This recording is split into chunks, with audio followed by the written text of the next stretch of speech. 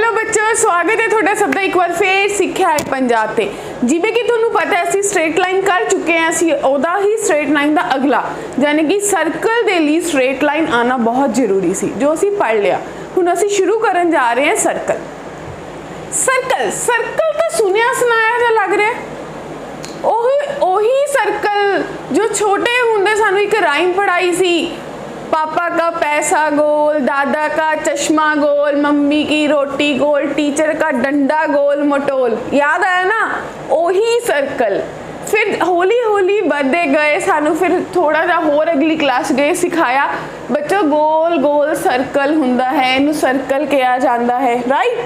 फिर 9th 10th जाके पता चलिया भी सर्कल का कोई एरिया भी हुंदा है, सरकमफरेंस भी हुंदा है, सेंटर भी हुंदा है, रेडियस भी हुंदा है, डायमीटर भी हुंदा है।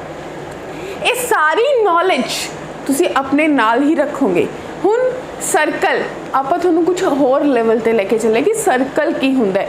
असीं सिखांगे सर्कल हुंदा की है, टेक्निकली सर्कल की डेफिनेशन क्या है, मैनू सर्कल नू किवें एक्सप्लेन कर सकती हैं। अगर मैनू सर्कल दिखता है, मैनू उसदा सेंटर पता है, उसदा रेडियस पता है, तो क्या मैं उसकी इक्वेशन बना सकती हैं कि मेरे को एक इक्वेशन बन सकती है जिन्होंने देख के तुसी कह दो कि ये सर्कल है। आओ सीखिए सर्कल नू हुण थोड़ी अपनी भाषा पंजाबी विच। तो बच्चे असी सीखण वाले हैं सर्कल। आज सब तो पहली क्लास है जाने कि इंट्रोडक्टरी पार्ट है, जिस दे विच असी सीखांगे सर्कल्स बारे।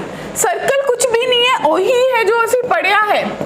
डेफिनेशन दे विच कुछ ऐसा चेंज नहीं होया। सर्कल वही गोल गोल पूरा गोल चक्कर बनाना सर्कल। देखो कितना सोहना बनिया। हुण देखो जी हुंदा की है, बेसिक डेफिनेशन जो बहुत इंपॉर्टेंट है। ये वो डेफिनेशन नहीं है जो असी क्लास 10th च पढ़ी सी। देखो it is a locus, locus बारे असी पढ़ चुके। सर्कल क्या हुंदा है? It is a locus of a point. Circle is a locus of a point which moves in a plane in such a way at its distance from a fixed point is always constant।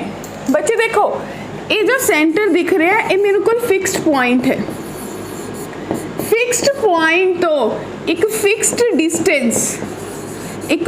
Distance से जो एक point नू move करना शुरू किया किसी भी direction च, उन्हें जिन्ना भी डिस्टेंस कवर किया, इस तरीके की कोई इमेज बनाई, कोई डायग्राम बनाई, कोई फिगर बनाई जिसनों असी कहता कि क्या हुंदा है सर्कल। लोकस क्या हुंदा सी? एक शेप दिंदा सी, जाने कि एक फिक्स पॉइंट तो एक फिक्स डिस्टेंस, जाने कि इसका जो बैक पॉइंट है पैंदा वो मेरे को फिक्स्ड पॉइंट है, ये फिक्स डिस्टेंस है। जो मैं इन्हू फिक्स पॉइंट रख के फिक्स डिस्टेंस को मूव करना शुरू करूँगी, सोच के देखो क्या शेप बन रही है बच्चे? सर्कल बन रहे हैं। एग्जैक्टली एक सर्कल बन गया। हुण इक्वेशन ऑफ सर्कल क्या होंदी है? मैनू अगर कोई इक्वेशन दे देन, जिवें मैं सीखिया सी कि अगर मैनू ax plus by plus c बराबर है 0 किते दे दी जाए, तो मैं फटाफट हुण कह सकती कि ये इक्वेशन ऑफ स्ट्रेट लाइन है। एक स्ट्रेट लाइन नू रिप्रेजेंट करता है जो कि दोनों एक्सिस दे विच लाई करदी है, एक्स एक्सिस भी वाई एक्सिस भी। हुण असीं गल करें सर्कल किवें दिखेगा, तो माय डियर स्टूडेंट्स मान लो कि सेंटर इहदा ओरिजिन है, रेडियस इहदा a है, तो p कोई फिक्स वेरिएबल पॉइंट है x, y।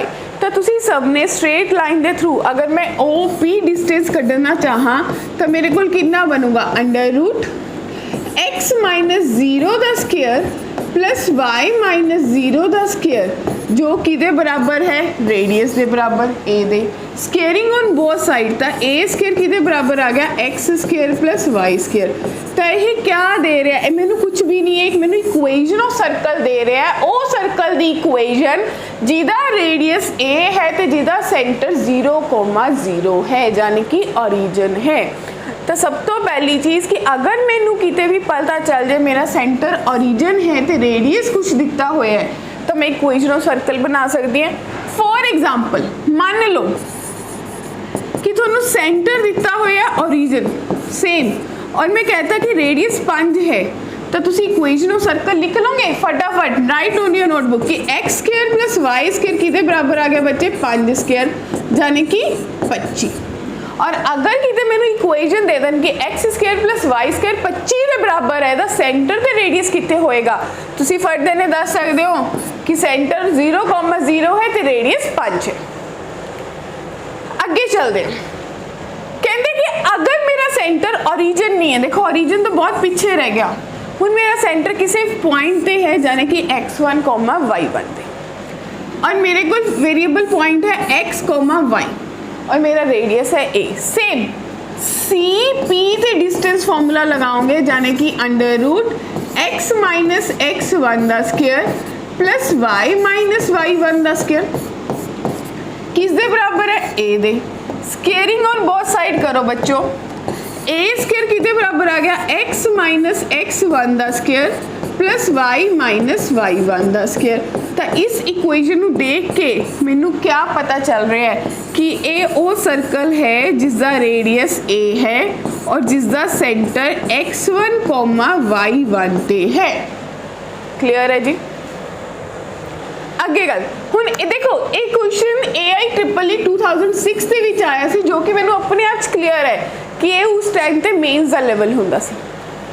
क्वेश्चन क्या आया, the line 2x minus 3y is equals to 5 है, दूजी लाइन 3x माइनस 4y बराबर 7 है। ये दो डायामीटर है थोड़े सर्कल दे जिसका सर्कल का एरिया थोनू 49 पाई दे रखे है। तुसी इक्वेशन ऑफ सर्कल करनी है बच्चे। देखो एक सर्कल है, वैसे मैंने डायग्राम बनाने की लोड़ नहीं सी पर थोड़ी कन्वीनियंस लिए बनाई कि ये दो डायामीटर है। तो इन्नी चीज़ सारे बच्चे को पता है कि जेड़े मेरे डायामीटर होंगे ने वो जिथे इंटरसेक्ट करते हैं वो मेरा क्या होंगे बच्चों, सेंटर होंगे। तो अगर माय डियर स्टूडेंट्स कि दो दित्तियां हुई इक्वेशंस है डायामीटर दियां 3x 2x माइनस 3y बराबर है 5 तो 3x माइनस 4y बराबर है 7। अगर मैनू हल कर ला यानी कि पहली इक्वेशन को 3 ते गुना करा दूजी नू 2 ते तो मेरे को की बनूगा, मेरे को इक्वेशन बन जाएगियाँ 6x माइनस 9y बराबर है 15 दे और दूजी इक्वेशन बन जाएगी 6x माइनस 8y बराबर है 14 दे। Subtract the equations, 6x cut गया तो माइनस y बराबर है 1 दे तो y का मुल आ गया माइनस 1। किसी भी इक्वेशन पुट किया तो 2x प्लस 3 बराबर है 5 दे तो 2x बराबर है 2 दे तो x की वैल्यू आ गई 1, यानी कि मैनू सेंटर पता चल गया 1, माइनस 1 दे बराबर है।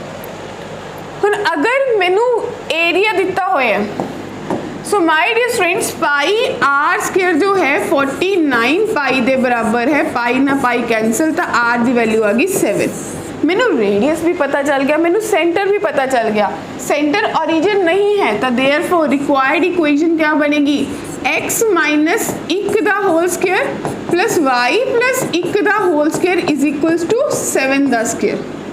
तो थोड़े को बनया x square plus 1 minus 2x plus y square plus 1 plus 2y बराबर है 49। जो असीं इहनूं सॉल्व करांगे साडे कोल बनूगा x square plus y square minus 2x plus 2y बराबर है 47 दे। तो इक्वेशन देखो x square plus y square minus the 2x plus the 2y बराबर है 47, यानी कि ऑप्शन डी जो है वो सही आंसर दे रही है। कि तुसी सोच पाए थोड़े अपने दिमाग से इस क्वेश्चन को सेट कर पाए कि मैनू दिता क्या सी, क्वेश्चन तो बहुत बेसिक सी, थोड़ा जा घुमा के देता, मैनू डायरेक्टली सेंटर से रेडियस नहीं दिता, उन्होंने मेरे तो एक्सपैक्ट किया कॉम्पीटिशन लेवल पर कि मैं दसूँगी थोनू। तो देखो तुसी देखिया कि डायामीटर दिते हैं तो डायामीटर कितने कटते हैं, सेंटर से, सेंटर आ जाऊगा एलिमिनेशन आ। मैनू एरिया देता, एरिया तो आर आ जाएगा, जो सेंटर से रेडियस आ गया मैनू तो इक्वेशन आती है सर्कल की बनानी क्योंकि मैं हुणी सीखी है बनानी। नेक्स्ट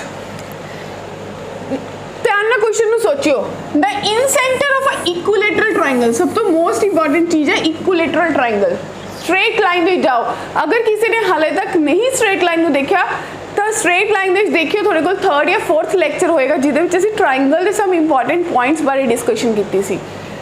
तो इन सेंटर दिते 1,1 and the equation of its one side 3x plus 4y plus 3 बराबर है 0।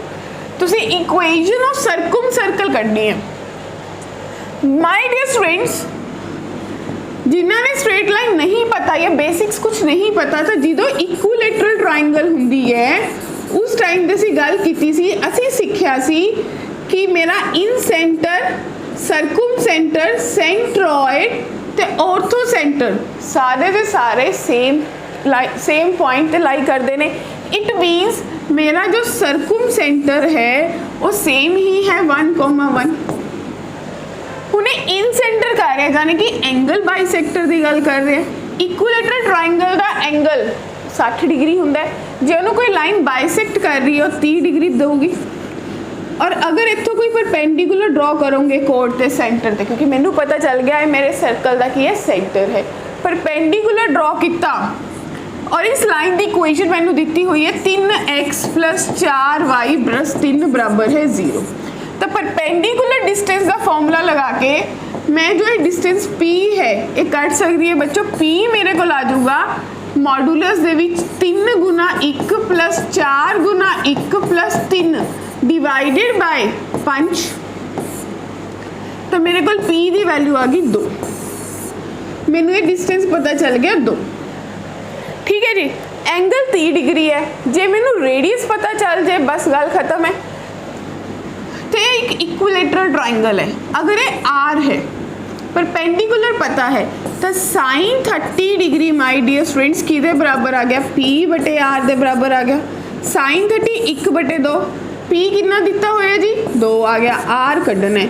तो बच्चों r की वैल्यू 4 आ गई। तो हुण सर्कल की इक्वेशन x - 1 का स्क्वायर + y - 1 का स्क्वायर = 16, यानी कि x² + y² - 2x - 2y = 14। तो देखो 14 का एक ही ऑप्शन जा रहा है H। क्लियर है जी, बोलो सेट है।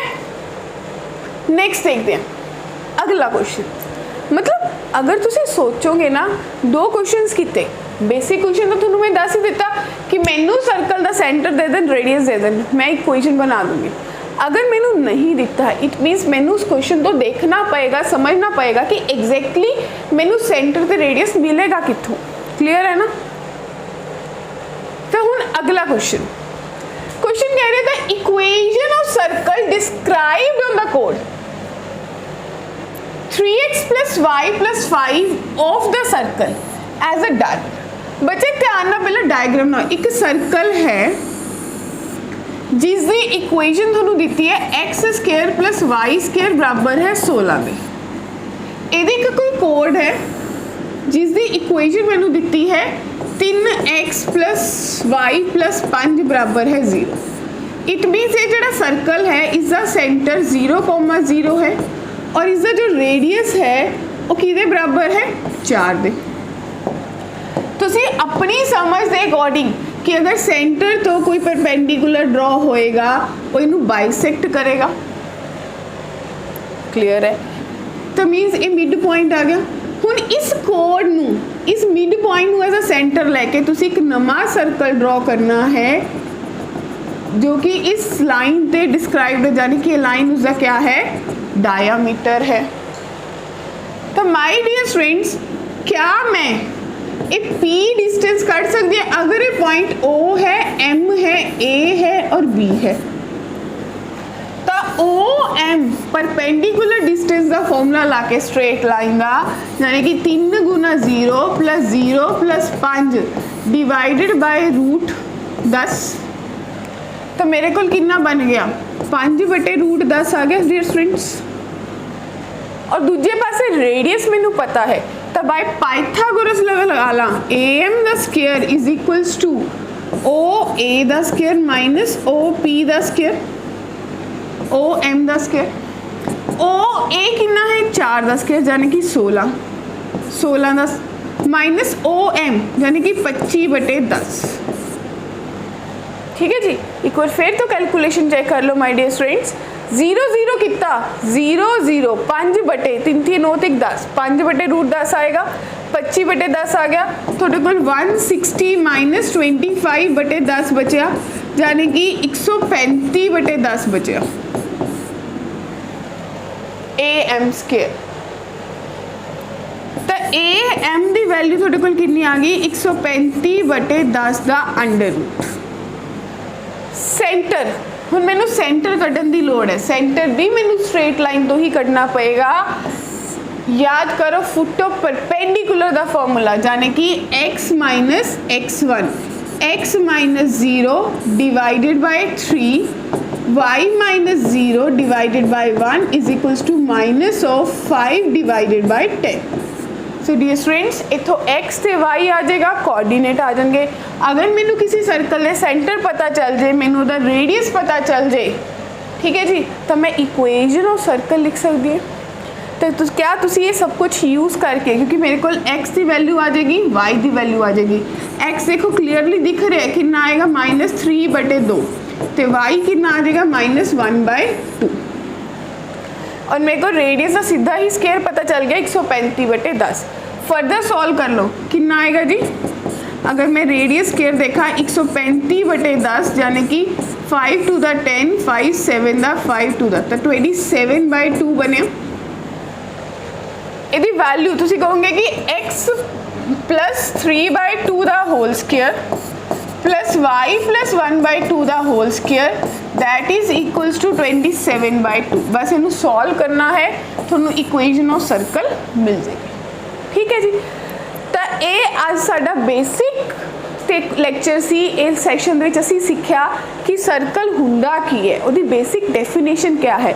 असीं सीखिया सर्कल दा सेंटर ते रेडियस अगर पता होवे तो मैं कोई ऐसी इक्वेशन बना सकती जिन्हों मैनू देख के पता चले कि मेरे सर्कल की इक्वेशन कैसी दिखती है।